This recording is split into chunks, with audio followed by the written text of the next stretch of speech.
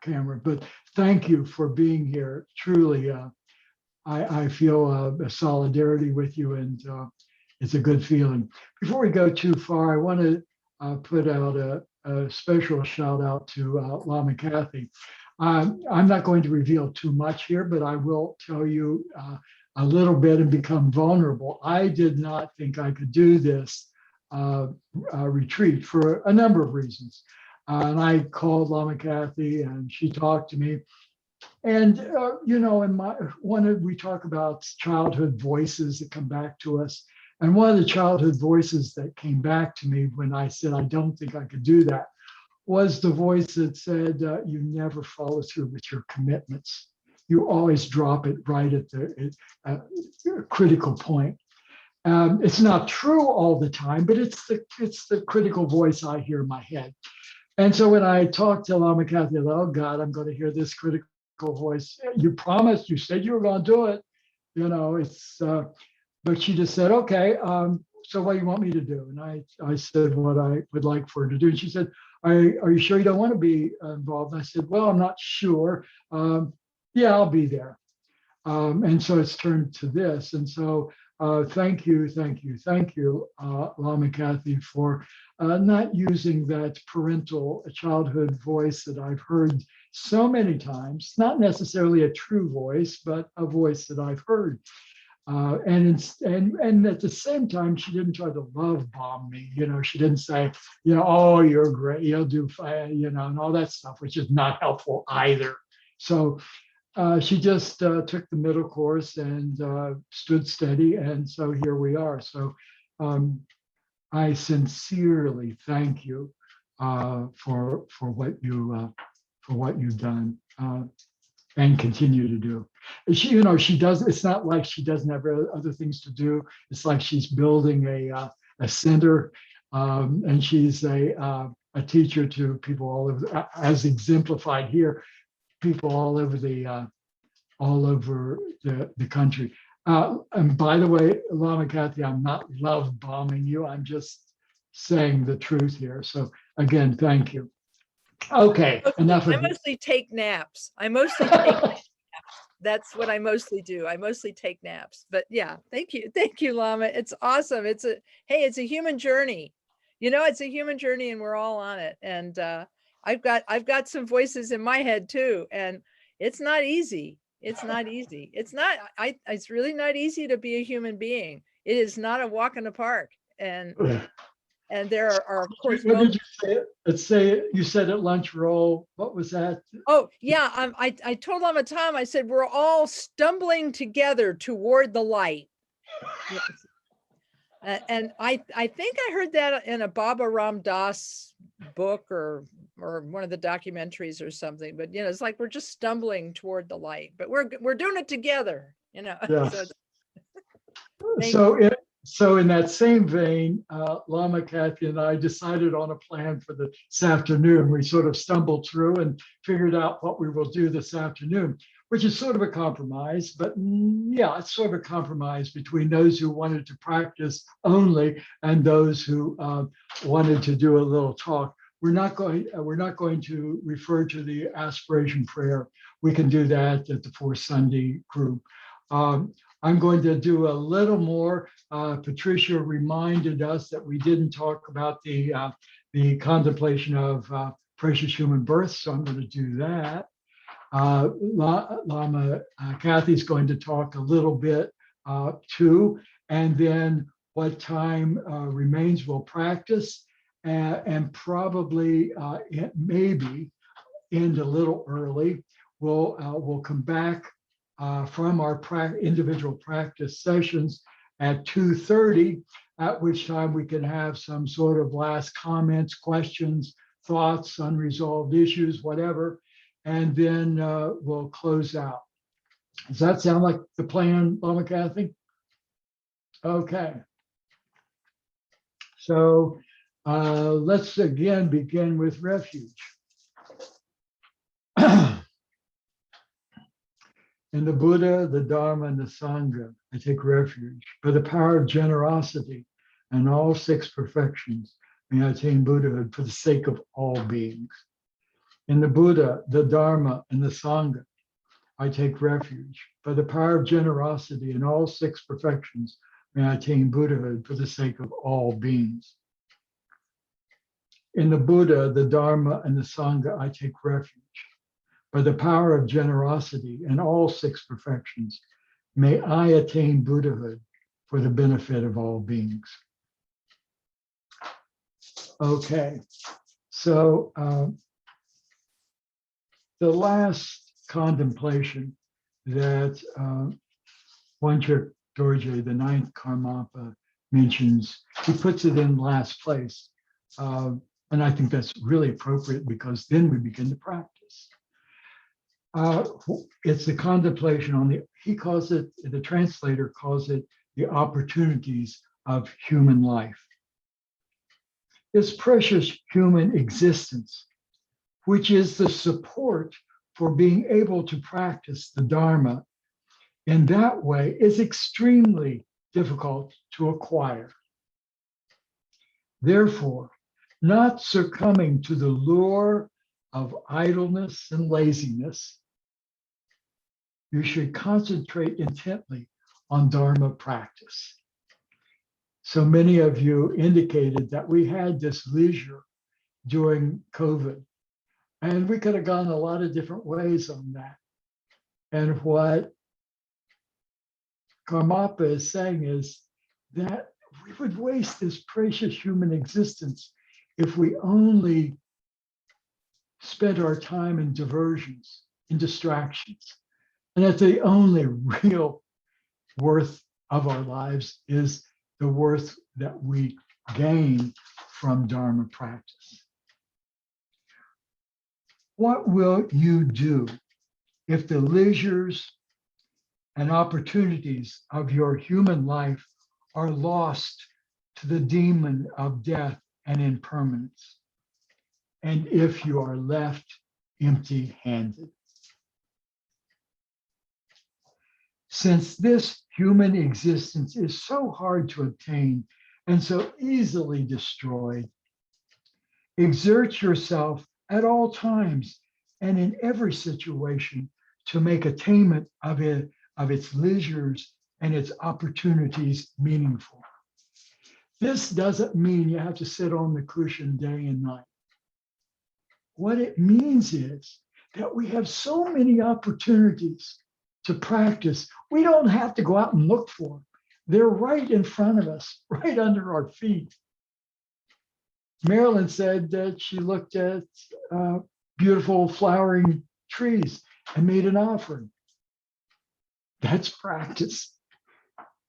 Some of you are having difficulties dealing with caregiving. That's practice.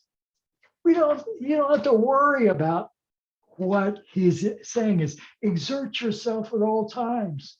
You can do that because every moment can be an opportunity, particularly when strong afflictive emotions arise, when things are not going well, when things are not going so good, or when things are going well. Marilyn, would you use that word? What was the something about an alert? I'm on high alert. Ah, yes. So, I don't mean to, we don't want to be anxious about these things in terms of high alert, but in the sense that alert to the opportunities that we all have every day, all day long. We miss that. I get very sad when I hear a longstanding Dharma student say, I just don't have enough time to practice. That makes me very sad because they're missing a key point. We always have opportunities. And so our job is to help one another point out these possibilities. So I am going to, since I do have a little bit more time, I am going to finish up. And I think that's always a good thing, to finish what you start. Finish this teaching that the ninth Karmapa has. And he basically states the 4 conditions for Dharma practice. And I won't belabor them. I won't say too much about them. In this teaching, he says there are 4 conditions for Dharma practice. And the first condition is, and I quote, the causal condition. And that is sort of the cause for Dharma practice. And he says, is to strenuously cultivate weariness with the revulsion for samsara and take up as a renunciate. Now, I'm going to interpret that just a little bit. It doesn't mean we have to go. It doesn't mean we have to go into caves. We don't have to become monks. What it means is what we were just saying. We take up the opportunities we have to renounce our afflictive emotions. That's real renunciation, because what's behind those afflictive emotions? Our ego, right? So that's denying ourselves. That's being a renunciate. So again, we don't have to be monks. We don't have to be nuns. We don't have to go into a cave. We just have to be in our own shoes and face what comes along each and every day. That's, in a sense, being a renunciate. Renouncing our clinging to our expectations of what we think should be. So to go on, this renunciation is based on having tamed our mind stream through recognizing impermanence and seeing the general and specific characteristics of the phenomena of samsara.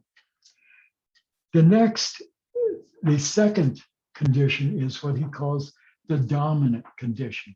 And that is basically to have a genuine spiritual mentor, a guru who is an individual within the lineage. A guru is also the words of the Buddha. The guru who is ultimate Dharmakaya, which is our own mind. The guru who manifests as symbolic appearances. The appearances that occur to us every day, they are our teachers. So the third condition for Dharma practice is what he's calling the object condition. A little bit more complicated, and I'll try to make it as simple as possible.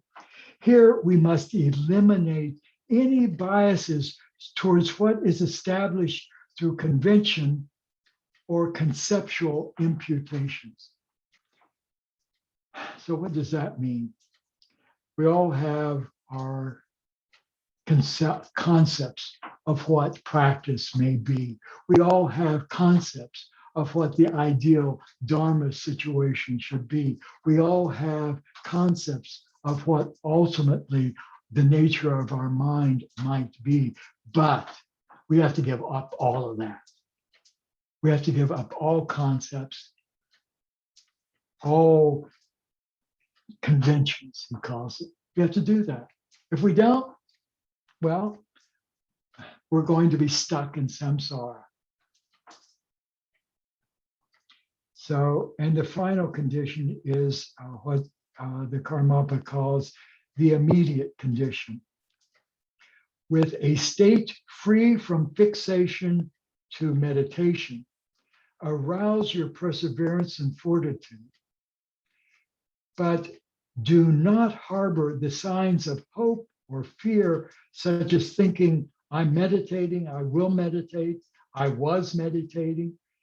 It would be good if something happened, or if something happens that is bad, having all those concepts. Being free from hopes and fears. And we talked about that this morning as being a real obstacle many times. Our hopes and our fears about what things should be like. That's an obstacle. And so the Karmapa is pointing out that a condition for our practice is dropping those hopes and fears and just persevering in our practice. So he says, finally, practice within an uncontrived state. Don't try to make it better or worse than it is. Just be present in whatever state there is and accept that as a part of practice. So that those are the 4 conditions.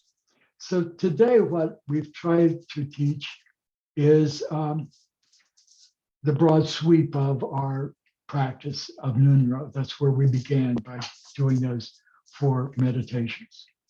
Then we looked at the 4 thoughts that will lead us to practice those meditations. And finally, we looked at the 4 conditions necessary if we are going to practice. As they say, that's all, folks. I have to say, Lama Kathy, I invite you to, if you will, give us a little teaching yourself. Thanks very much. Spring allergies are here. I think that the precious human birth is one of my favorite topics to talk about because it's really encouraging.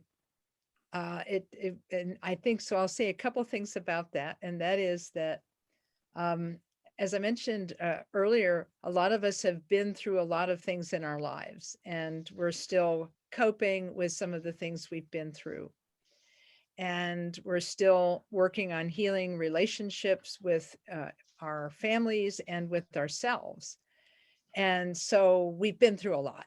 And when I talk about the precious human birth, I like to say, we've been through a lot, and yet here we are.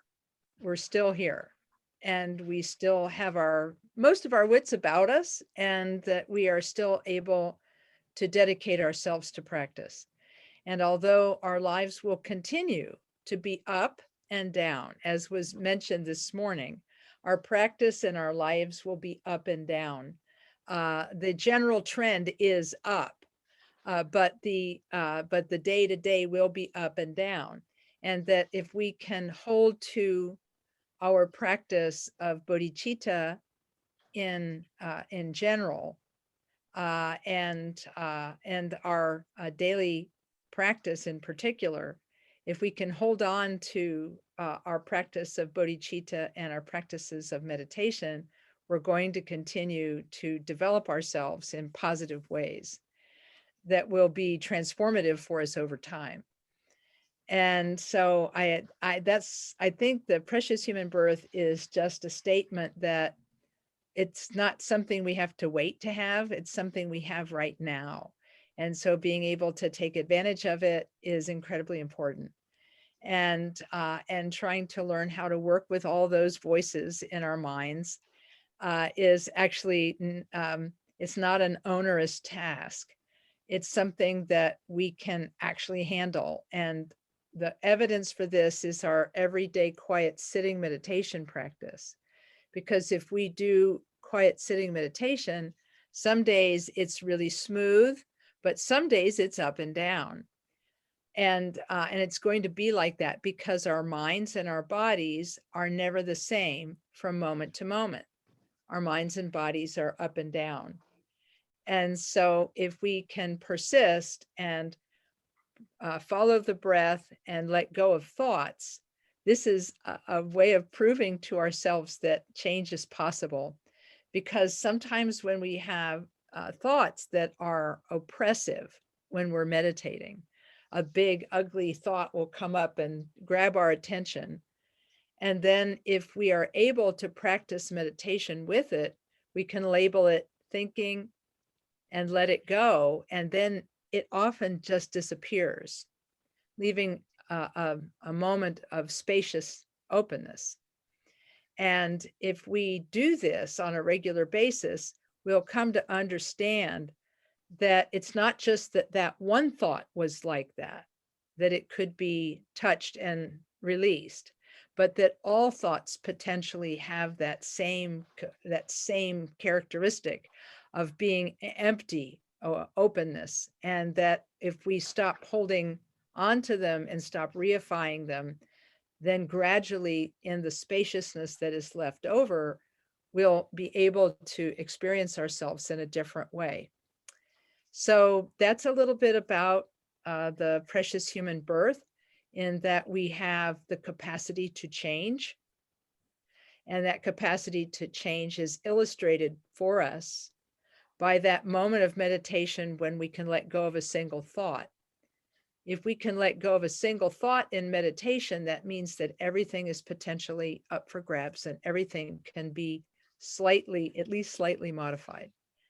And the confidence that comes from that, then, when mixed with devotion for our teachers and with those 4 conditions that Lama Tam was reading about from the 9th Karmapa's work, those 4 conditions, if we can bring about the fully renounced mind, which is the causal condition, the principal condition, which is having and being able to follow a guru, and the third, which is not cluttering meditation with intellectualization or concepts or ideas, and then finally, not demanding anything from our meditation, not that it make us feel good, not that it make us get somewhere in our practice, having no ambition at all about the next moment of meditation. That's called the immediate condition.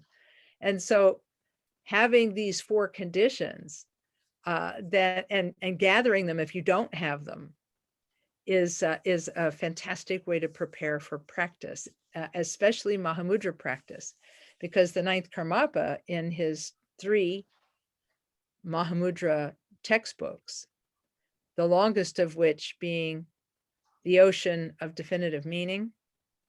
The second is the one that Lama Tam was reading from, the Mahamudra Eliminating the Darkness of Ignorance.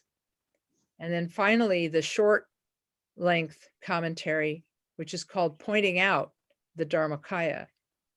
These 3 books the 9th Karmapa wrote about Mahamudra meet the 3 kinds of individuals, those of great preparation, those of medium preparation, and those of less preparation. And it enables them to connect to and practice the Mahamudra, which is the point of the Ngondro practice, because Ngondro practice is a form of Mahamudra. And it's I would call it a supported form of Mahamudra, because we spend so much time in our session repeating and repeating and repeating and repeating. This is how human beings learn things. We repeat the refuge prayer many times. We repeat the Vajrasattva purification many times. We repeat the offerings of the mandala many times. We repeat the guru devotion prayers many times. And in all of this repetition, we practice shamatha, in which we allow our attention to rest on an object and then return our attention to that object when it wanders. And at the end of our session of Ngondro, what do? As Lama Tam was explaining this morning, we imagine that our guru, made of light, either in the form of Vajradhara, the primordial Buddha, or in the form of Vajrasattva, the Buddha of purity, whatever form that we see our guru in, the guru then dissolves into us, and our mind and the guru's mind are said to mix inseparably, and we rest in the confidence of that. That's the words that Khenpo Rinpoche and his translators use. You rest in the confidence of the unity of your mind and the guru's mind. And that is a moment of vipassana. And so in this way, or insight meditation, or you could call it Mahamudra meditation. So this supported Mahamudra practice happens through the repetitions. The shamatha portion of it is all the repetition. You stick with it and stick with it and stick with it and keep coming back to it and keep coming back to it and keep coming back to it. And then you develop a connection to it, and it does what it is meant to do. Refuge gives you a home, a spiritual home. Vajrasattva gives you the capacity to forgive yourself. The mandala practice gives you a chance to see the enriched atmosphere around you and the enriched nature of all creation, of all phenomena. And the Guru Yoga begins with you thinking that enlightenment is somehow outside of you and embodied in the Guru. But then at the conclusion of all of these practices, the Guru dissolves into you and brings it home. And so being able to meditate in this way, you have supported Mahamudra practice, lots and lots and lots of repetition in shamatha, and a little bit of calm, relaxed vipassana, the unity of your mind and the Guru's mind. And so this moment of Mahamudra practice is then supported by all of the practice that comes before it. And so very cleverly, the practice of Ngondro but embodies both shamatha and vipassana and gives you a steady, small drip, drip, drip of recognition of your mind as being without concept and so on. And so being able to rest the mind in itself for those short periods of time, it really gives some power to your Mahamudra practice, and it sets up a baseline, because it's not as though Mahamudra is that thing you will do next after you finish all these repetitions. It won't be something foreign to you. It will be something you practice for a few minutes every day with that steady drip, drip, drip of the Guru's blessing. So anyhow, that's what I wanted to talk about. And I'm super happy that we're talking about these things. So thank you, Lama. Thank you, Lama Kathy. So it's 1:30. We'll practice until 2:30. We'll come back with some final thoughts or questions or doubts or whatever you may have. The only instructions I would give you is in line with what Lama Kathy has already said. In your practice today, make an effort to do it with an open, vast mind, a mind that is relaxed. Not too relaxed that you're going to go to sleep, but relaxed. The worries that you have about tomorrow, they'll be there tomorrow. The regrets you have about yesterday, what can you do about that? Just be present as best you can to your practice. And when that doesn't work and you wander off, gently bring your mind back to your practice with the confidence that that you are making progress. But it's not something you're going to calculate or speculate about. It's just you're doing the practice. So let's do this until, let's do it until 25 till 2, and then we'll get back together. Anybody having questions about what we're doing? If not, you're welcome to silence yourself and go blank if you want to. And if you want to stay online, that's also fine too, whatever you wish to do. But we'll meet you back here at 25 till 2, or excuse me. Yes, 25 till 2. 3. 3, excuse me. Yeah, right. Okay. Thank you. 25 till 3. Very good. Yay. Okay. Good practice.